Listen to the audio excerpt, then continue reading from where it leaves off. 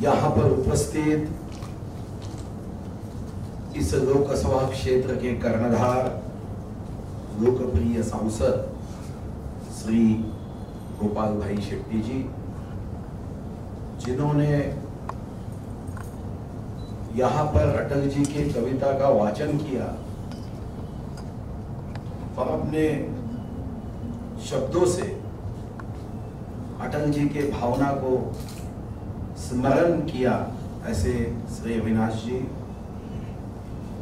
महाराष्ट्र के अटल जी के स्मारकों के बीच में एक सुंदर स्मारक जो बोरीवली में विनोद जी के नेतृत्व में बना है, उसको संचालन करने वाले श्री शरद साटम जी और यहाँ पर उपस्थित भारतीय जनता पार्टी के सभी जनप्रतिनिधि, सभी सेवाभावी कार्यकर्ता भाइयों बहनों और मान्यवर नागरिक भाइयों बहनों, मैं सर्वप्रथम मेरी ओर से, आप सभी की ओर से भारत रत्न विश्व गौरव श्रद्धेय अटल जी के चरणों में वंदन करता हूं, अभिवादन करता हूं, नमन करता हूं। ये बात सही है कि अटल जी उनके नाम जैसे ही राजनीति के एक अटल व्यक्तिमत्व रहे हैं, हिमालय जैसे अटल। और आज भी वो क्षण मुझे याद है, 15 अगस्त 2018, जिस दिन में अटल जी का स्वास्थ्य, अटल जी की तबीयत बिगड़ गई है, कोई भी समय पर उनका सांस रुक सकता है, ऐसी बातें कान पर आ रही थी। महाभारत तो हमने भी पढ़ा, आपने भी पढ़ा, मगर जिसके रग रग में, खून के हर कतरे में देशभक्ति हो, जिसने अपना जीवन तिरंगे के आन बान शान के लिए इस भारत माता के चरणों में अर्पण किया, महाभारत के बाद पहली बार हम देख रहे थे कि और एक ऐसा राष्ट्र पुरुष हुआ कि जिसने इच्छा मृत्यु की तरह 15 अगस्त का हमारा आसमान को छूने वाले तिरंगे को आखिरी सांस 15 अगस्त को ना लेते हुए झुकने नहीं दिया। 16 अगस्त 5:05 हमारे कानों पर यह वार्ता आई कि अटल जी ने अपने देह को त्याग दिया है और ये अटल आत्मा अब स्वर्ग की ओर कूच कर रही है। सारे देश में कार्यकर्ताओं में, देश के लिए काम करने वाले सभी, वो चाहे कोई भी पार्टी का हो, अजात शत्रु अटल जी के निधन के बाद वो सारे बड़े वेदना और दुख के वातावरण में चले गए। सही तो राजनीति में कई नेता है, कई नेता रहे हैं, कई नेताओं ने बहुत देश के प्रति अपने कामों का, कर्तव्यों का योगदान दिया है, मगर ये बात सही है कि अटल जी का हर शब्द, अटल जी का हर विचार, अटल जी की हर कविता, ये शब्दों का समुच्चय कभी भी नहीं। ये तो आर्ट ऑफ लिविंग रहा है, जीवन का एक मार्ग रहा है। और इसलिए आज हम जब एकत्रित आए हैं अटल जी को आदरांजलि व्यक्त करने के लिए, स्मरण करने के लिए, तो 16 अगस्त ये सिर्फ आदरांजलि व्यक्त करने का दिवस नहीं है, हमारे सभी के लिए और विशेष रूप से भारतीय जनता पार्टी के कार्यकर्ताओं के लिए ये स्मरण नहीं, हमारे लिए संकल्प दिवस है। अटल जी के मार्ग पर भारतीय जनता पार्टी का छोटा से छोटा कार्यकर्ता, बूथ के अंतिम कागज पे जिसका नाम लिखा हुआ है, वो हर कार्यकर्ता अटल जी के मार्ग पर चल सके। अटल जी का जीवन ये तो हमारे लिए एक ऊर्जा केंद्र रहा है, दिशा केंद्र रहा है, दीपस्तंभ रहा है। आज हम अटल जी की याद इसी कारण से करते हैं कि जिनके खून के कतरे में देशभक्ति से हर कतरा ऊर्जावान हुआ था। नमस्ते सदा वत्सले मातृभूमि ये शब्दों का समुच्चय उनके लिए नहीं था। वंदे मातरम ये कोई पद्य नहीं था। नमो मातृभूमि जिते जन्मभूमि, नमो आर्य भूमि जिते वाढभूमि, नमो पुण्य भूमि जिये सातकामी, पढ़ो देह माझा सदाती नमीमी। ये भावना से उन्होंने अपना जीवन व्यतीत किया है।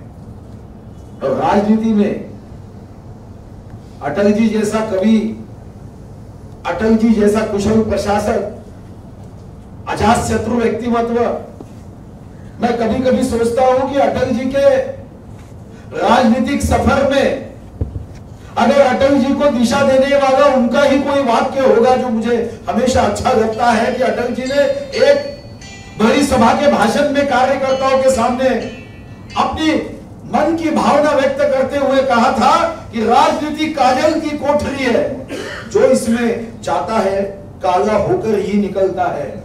ऐसी राजनीतिक व्यवस्था में ईमानदार होकर भी सक्रिय रहना, बेदाग छवि बनाए रखना क्या कठिन नहीं है? ये प्रश्न वो अपने आप से पूछते हैं और उसका जवाब 13 दिन की सरकार में जब सारी पार्टियां एक हो जाती है, संसद में अटल जी बोलने को खड़े हो जाते हैं, उनका हर शब्द हमारे हृदय तक पहुंच रहा था, कानों से नहीं, हृदय की भावना उनके ओठों से निकल रही थी। मगर उस बीच में उनका एक वाक्य जो बाद में हमारे लिए एक दिशा दर्शक बना, वो कहते हैं कि मैं मृत्यु से नहीं डरता, डरता हूं तो बदनामी से डरता हूं। ये भाव की राजनीति ये मेरा साध्य नहीं है, सत्ता ये मेरा साध्य नहीं है, चुनाव ये मेरा साध्य नहीं है, ये सभी मेरे साधन है। मेरा अंतिम लक्ष्य पंडित दीनदयाल उपाध्याय का एकात्म मानववाद है। ये देश के अंतिम पंक्ति में बैठे हुए व्यक्ति की प्रगति, उन्नति, ये मेरा लक्ष्य है। ये तो अटल जी ने भारतीय जनता पार्टी के नाते हमको सिखाया। अटल जी को तो कोई 20, 25, 30 मिनट में चौखट में हम मान नहीं सकते, क्योंकि अटल जी के इतने रूप है। हमने तो कविता के माध्यम से उनके विचार भारतीय जनता पार्टी के कार्यकर्ताओं ने बहुत बार सुने, मगर अटल जी की वो कविता उनकी राजनीतिक प्रेरणा के आशय को, भाव को व्यक्त करती है। भारत सिर्फ जमीन का टुकड़ा नहीं है, जीता जागता राष्ट्र पुरुष है। यह चंदन की भूमि है, अभिनंदन की भूमि है, इसका कंकर कंकर शंकर है, इसका बिंदु बिंदु गंगा जल है। हम जिएंगे तो इसके लिए, मरेंगे तो इसके लिए। ये राजनीतिक भावना, और इसलिए अटल जी के तो कई रूप है। युग पुरुष अटल जी संयुक्त राष्ट्र संघ में विदेश मंत्री के नाते जाते हैं और पहली बार अंग्रेजी भाषा वाले देशों के सामने हमारे पवित्र हिंदी भाषा में संयुक्त राष्ट्र संघ में अपने विचार रखते हैं। एक युग पुरुष की कई बातें हैं जो मगर एक एक उदाहरण के मैं व्यक्त करना चाहूंगा। एक हाजिर जवाबी अटल जी बस यात्रा के लिए लाहौर गए। एक प्रेस कॉन्फ्रेंस चल रही है, एक महिला पत्रकार खड़ी हो गई। अटल जी की मजाक करने के लहजे में उसने कहा कि अटल जी आप भारत के प्रधानमंत्री हो, आप अविवाहित हो, अनमैरिड हो। मैं पाकिस्तान की हूं, मैं भी अविवाहित हूं, मैं आपके साथ शादी करना चाहती हूं, मगर मुंह दिखाई में मुझे कश्मीर चाहिए। अटल जी ने कितनी हाजिर जवाब दी। उन्होंने कहा कोई दूसरा प्रधानमंत्री रहता तो उस पत्रकार परिषद में दूसरे किसी पत्रकार की ओर देखते हुए कहता था अब आपको प्रश्न पूछना है पूछिए। हाजिर जवाब भी थी। उन्होंने कहा हाँ मैं भी शादी करना चाहता हूं, मगर दहेज में मुझे पूरा पाकिस्तान चाहिए।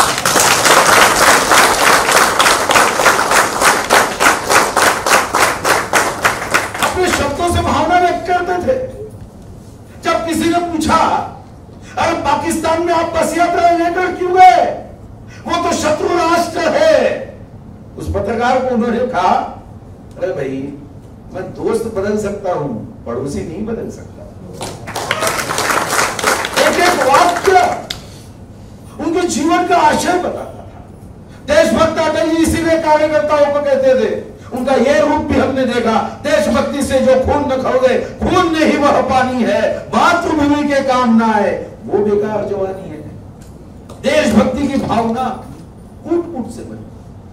हमने देखा कवि अटल जी को, हमने देखा विदेश मंत्री अटल जी को, हमने देखा प्रधानमंत्री अटल जी को, हमने देखा भारतीय जनता पार्टी के राष्ट्रीय अध्यक्ष अटल जी को, हमने देखा कर्मयोगी अटल जी को, हमने देखा संयम की मूर्ति अटल जी को, हमने देखा सरल हृदय के अटल जी को, हमने देखा कार्यकर्ताओं पे पितृतुल्य प्रेम करने वाले अटल जी को, हमने देखा संगठन को बढ़ाने वाले कुशल संगठन के रूप में अटल जी को, हमने देखा जय श्री राम के नारे देने वाले राम भक्त अटल जी को, हमने देखा संसद में जब वो युवा करके भाषण देने संसद में बलरामपुर के सांसद के रूप में खड़े हुए तो पंडित नेहरू जी ने कहा कि एक दिन ये युवा देश का प्रधानमंत्री बनेगा।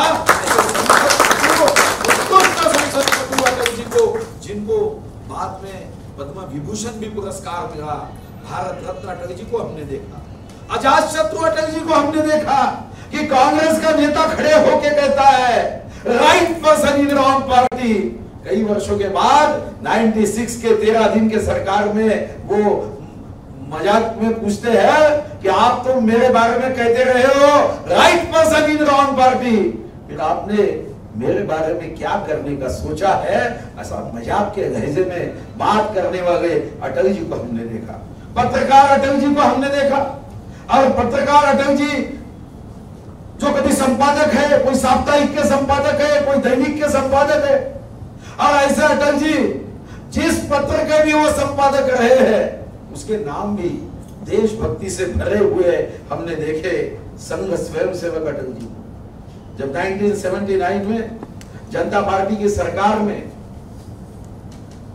2 सदस्यता की बात आई तो विदेश मंत्री अटल जी पहले को नमस्ते सदा वत्सले मातृभूमि की भाव व्यक्त करने वाले अटल जी ने कहा कि मैं पहले संघ स्वयं सेवक हूं। हमने संघ स्वयं सेवक अटल जी को देखा है जिसने सत्ता की कुर्सी को बिना मोह माया से 1 सेकंड में अपने विचार के लिए त्याग दिया। जब यह बात सामने आई कि सत्ता श्रेष्ठ या सत्य श्रेष्ठ, तो सत्ता हमारे लिए कोई महत्वपूर्ण नहीं है, ये भावना व्यक्त करने वाले अटल जी को हमने देखा।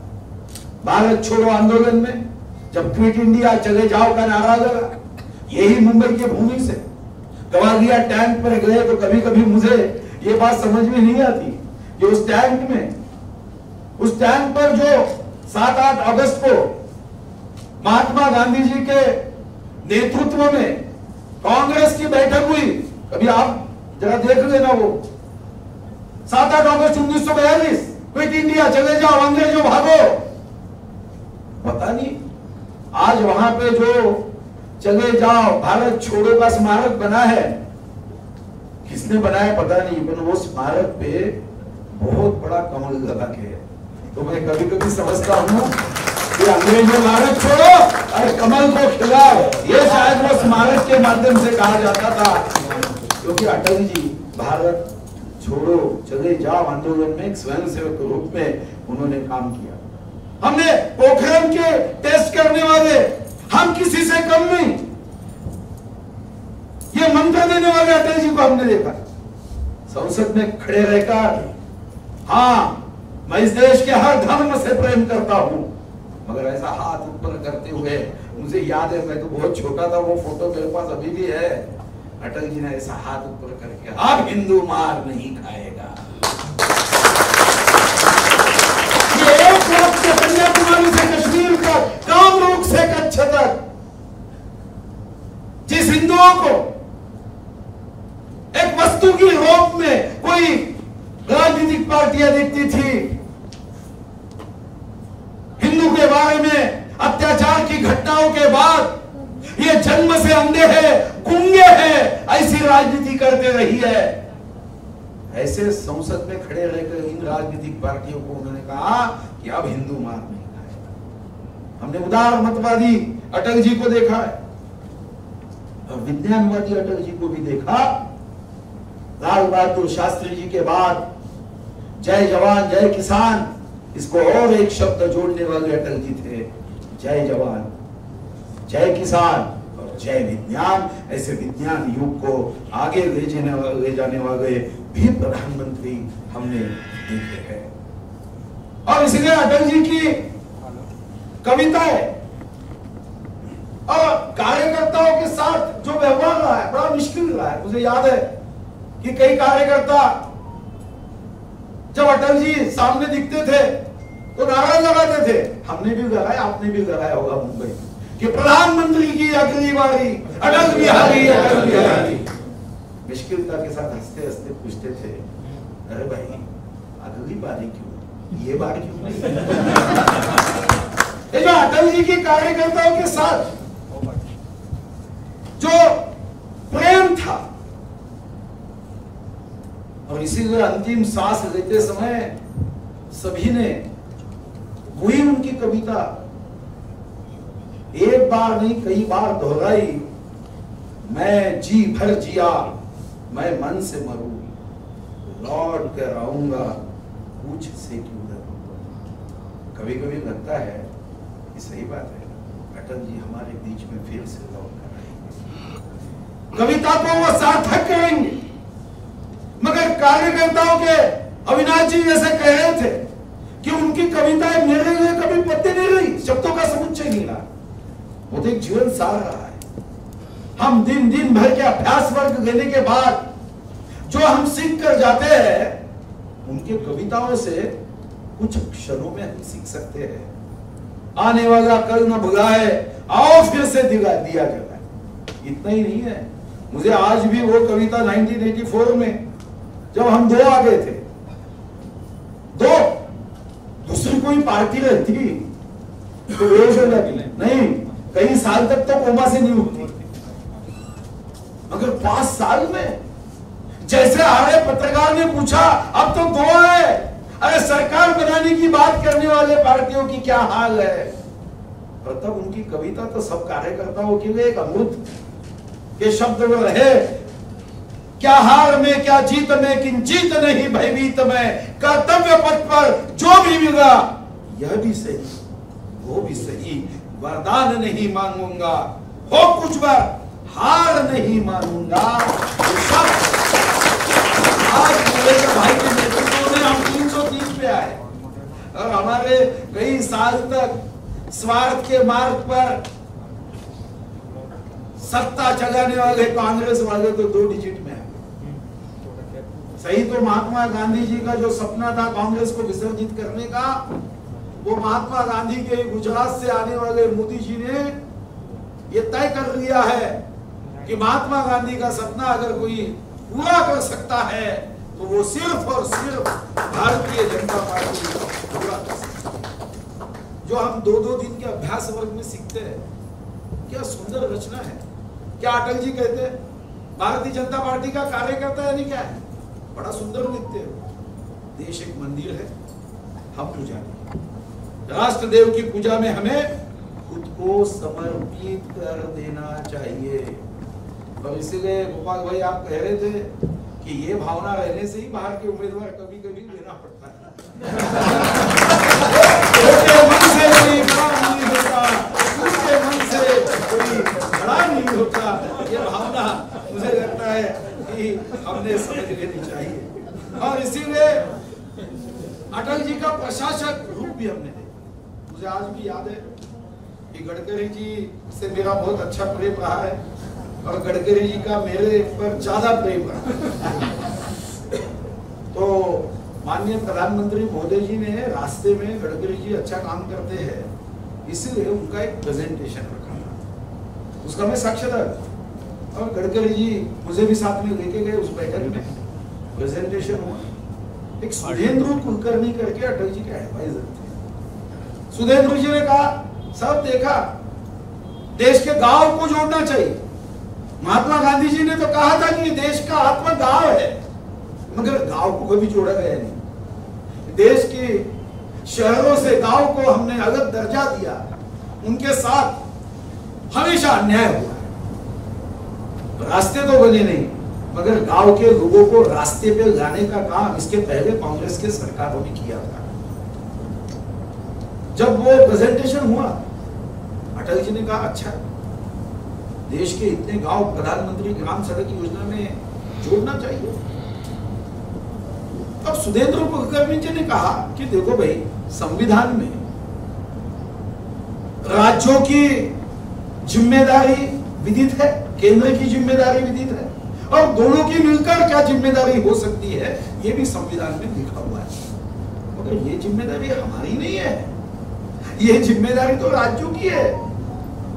तब अटल जी का एक ही वाक्य था, देखो ये जिम्मेदारी ना राज्य की है ना केंद्र की है, ये जिम्मेदारी हर उस राजनीतिक कार्यकर्ता की है जो भारत माता को प्रगति के मार्ग पे आगे बढ़ाना चाहता है, जो किसान।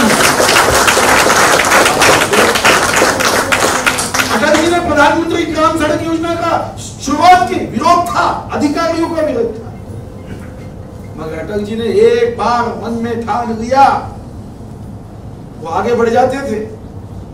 देश एक मंदिर है, ये भावना थी, फिर इस मंदिर की पूजा तो करनी है, चाहे और कोई पुजारी करे या ना करे, मेरी जिम्मेदारी है।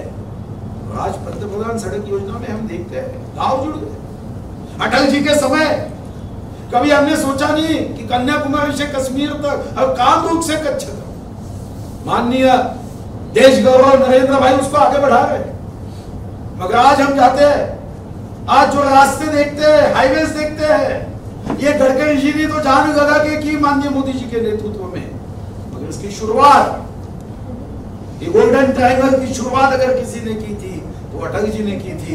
आज कोई भी महामार्ग पे जाइए, पहले वाइब्रेंट मोड पे गाड़ी चलती थी, अब साइलेंट मोड पे गाड़ी चलती है। तो बात सही है कि आवाम के हेल्थ इज वेल्थ। कभी राज्य सरकारों ने भगवान के भरोसे ये व्यवस्थाओं को छोड़ दिया।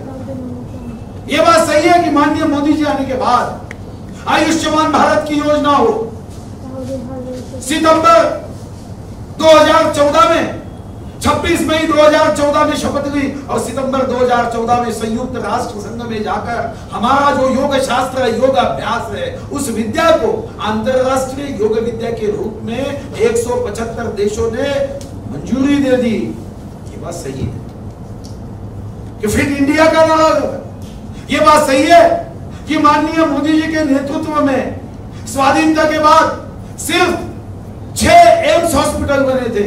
मोदी जी ने 5 वर्षों में 13 नए एम्स हॉस्पिटल बनवाने का निर्णय लिया। ये बात भी सही है कि मोदी जी ने जो निर्णय किया उसका आधार था NRHM, नेशनल हेल्थ मिशन। माननीय अटल जी ने ये जिम्मेदारी आरोग्य ये विषय राज्यों की तरफ आने के बाद भी अटल जी ने कहा नहीं, अगर कोई राज्य गरीब है, बीमार है, हेल्थ इज वेल्थ कहा जाता है। ये हम कहते हैं कि पैसा कमाने के पीछे हम स्वास्थ्य खो देते हैं और बाद में स्वास्थ्य प्राप्त करने के लिए सारा धन खो देते हैं। ये बातें किताबों की बाहर निकलनी चाहिए। और तब नेशनल हेल्थ मिशन NRHM शुरू हुआ और इस हेल्थ मिशन में जो शुरुआत हुई, आज उस पाया को मजबूत करने का काम माननीय नरेंद्र भाई कर रहे हैं। मगर इसकी शुरुआत ये अटल जी की सरकार में हुई। अटल जी ने ये नहीं कहा कि ये जिम्मेदारी राज्यों की है, हमारे सबकी जिम्मेदारी है। ये निर्णय सर्व शिक्षा अभियान की बात हम कहते हैं, आम व्यक्तियों तक शिक्षा पहुंचती नहीं। आपने शायद व्हाट्सएप पे परसों ही वो कमेंट पढ़ी होगी, उसने हर 5 वर्ष का प्रशिक्षित एजुकेशन दिया था कि 28% थी कांग्रेस सरकार, जब एजुकेशन बढ़ गया तब भाजपा सरकार। ये मजाक की बात छोड़ दो, मगर ये बात सही है कि यहां दूर दराज शिक्षा पहुंचाने का काम जो राज्यों की जिम्मेदारी थी, ये कुशल प्रशासन जिन्होंने सिर्फ भारत माता जय के नारे नहीं दिए, तो जिन्होंने अपने एक्शन से, कृति से, आचरण से भारत माता की जय होनी चाहिए ऐसे निर्णय किए, डिसीजन किए, वो है श्रद्धेय अटल बिहारी वाजपेयी सर्व शिक्षा अभियान। और आज दूर दराज में शिक्षा को पहुंचाने का काम, ऐसे कई निर्णय मैं कह सकता हूं कि इस देश की आन बान शान बढ़ाने के लिए, गौरव बढ़ाने के लिए अटल जी ने किया है। ये बातों का स्मरण हम इसलिए नहीं करते कि अटल जी ने बहुत बड़ा हिमालय से ऊंचा काम किया। ये बात तो सही है कि अटल जी का जीवन हिमालय जैसा शुभ रहा, सरल रहा, सुगम रहा, तेजस्वी रहा, मगर हम आज इस सभागृह में बैठकर अटल जी के उन सारे विचारों को, उनके कृति को इसलिए याद करते हैं कि अटल जी के विचारों का एक अंश हमारे कार्यकर्ताओं के बीच में भी आना चाहिए। उनके कृति के आधार पर जन जन के मन मन तक हमको अटल जी का विचार पहुंचाने का संकल्प इस 16 अगस्त को लेना चाहिए। और ये जिम्मेदारी हमारी इसलिए भी है कि हमने ही तो भारतीय जनता पार्टी के कार्यकर्ता के नाते नारे दिए हैं, भाजपा की क्या तैयारी, बच्चा बच्चा अटल बिहारी। ये हमारे लिए नारा नहीं है, हमारी ये तैयारी की नींव है कि भारतीय जनता पार्टी की क्या तैयारी, बच्चा बच्चा अटल बिहारी। अब बच्चा बच्चा अटल बिहारी करना, इसका अर्थ सुधीर मुनगंटीवार का नाम अटल बिहारी रखना नहीं है, नाम में बदलना नहीं है। तो हमें अपने जीवन प्रणाली को अटल जी के मार्गों पर चलाने के योग्य बनाने का संकल्प इस दिन लेना है। मैं विनोद जी को धन्यवाद देता हूं कि जिस मतदार संघ के बारे में हमेशा मुझे उत्सुकता थी, उस मतदार संघ में आप सभी के दर्शन का योग मिला। 1978 से मैंने करीब 43 वर्ष जहां के कार्यकर्ताओं ने, उम्मीदवार चाहे कोई भी हो, उन्होंने मन में यही भावना रखी कि हम उम्मीदवार की बटन नहीं दबाते, हम बटन तो कमल की दबाते।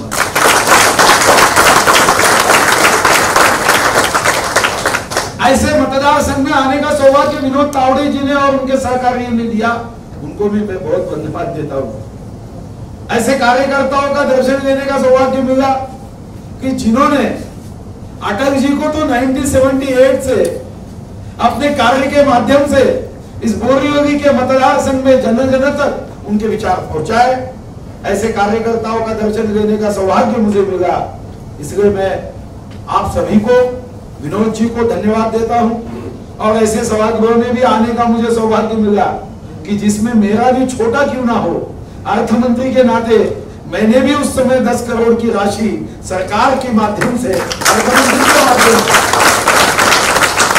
और मुझे आज वो याद है, कभी विनोद जी कहेंगे कि विनोद जी मंत्रिमंडल के बैठक में मेरे बाजू में बैठते थे एक सीट छोड़कर, और मुझे वो फाइल लेकर आए। उन्हें लगा ही नहीं कि मैं 1 सेकंड में वहां पे हस्ताक्षर करूंगा। उन्हें लगा कि फाइल देने के बाद मैं पढ़ूंगा, पढ़ने के बाद निर्णय करूंगा। और जैसे ही उन्होंने कहा कि मैं अटल जी का एक सुंदर स्मारक बनाना चाहता हूं, आगे का कागज भी मैंने नहीं देखा, क्योंकि अटल यही नाम में एक शक्ति है। मेरे लिए एक गीता जात का विद्यापीठ है। ये जमीन, ये हमारे लिए एक प्रेरणा देने वाला एक सबसे महत्वपूर्ण केंद्र है। तो हम यही चाहते हैं कि जिन्होंने ऑपरेशन विजय इस नाम के आधार पर हमने कारगिल का युद्ध जीता, हम भी भारतीय जनता पार्टी का काम करते समय हर क्षण, हर दिन ऑपरेशन विजय, ये ऑपरेशन विजय होगा गरीबी पर, ये ऑपरेशन विजय होगा आतंकवाद पर, हमारा ये ऑपरेशन विजय होगा भय मुक्त भारत के लिए, यह हमारा ऑपरेशन विजय होगा दहशतवाद मुक्त भारत के लिए, यह हमारा ऑपरेशन विजय होगा भूख मुक्त भारत के लिए, यह ऑपरेशन विजय होगा माननीय मोदी जी के संकल्प का भारत निर्माण करने के लिए। यह ऑपरेशन विजय के साथ हम श्रद्धेय अटल जी को आदरांजलि व्यक्त करते हैं। बहुत बहुत आपको धन्यवाद।